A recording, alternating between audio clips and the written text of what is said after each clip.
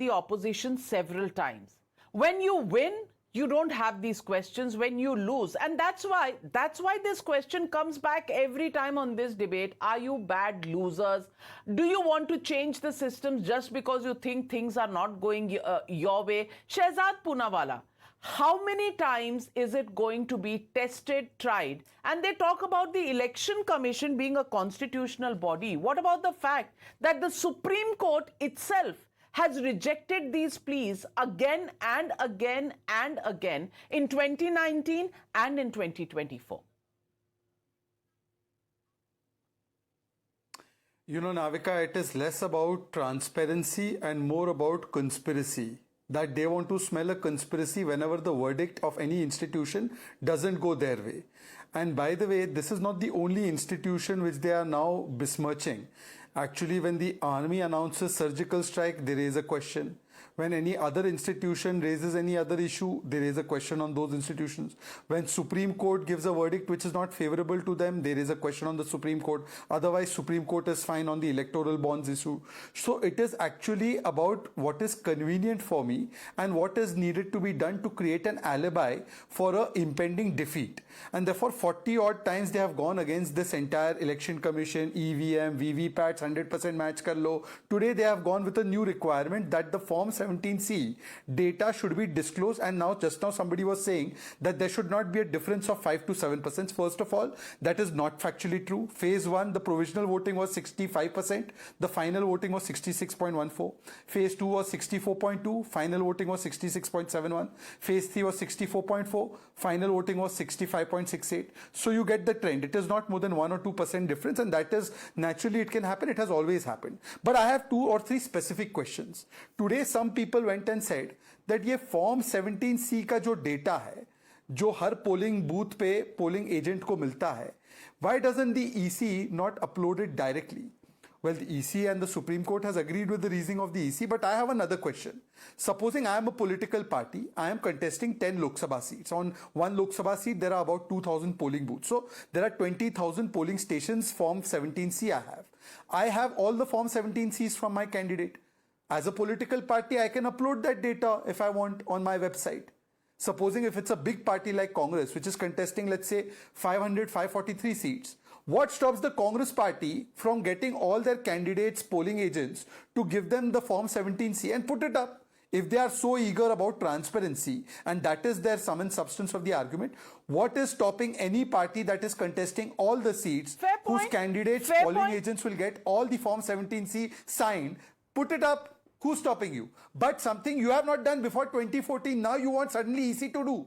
This is because they want to only create suspicion and doubt so that when they lose the election, they have excuse or alibi. Otherwise, tell me, why can't they, who party contests 543 seats, why can't they ask the candidates to give the Form 17? Fair point. Let me get in Sanjay Hegde. I'm coming back to you, Ram Pratap Singh ji, but Sanjay Hegde, you're an advocate. I want to ask you, when the Supreme Court says, why do you come in the middle of polls?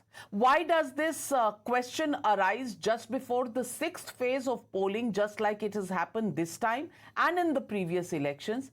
Clearly, the Supreme Court is seeing a pattern, and clearly it says that these issues, if you do have, and it's a time-tested operation of the Election Commission, if any changes are required, why can't they be settled a month or 2 before elections?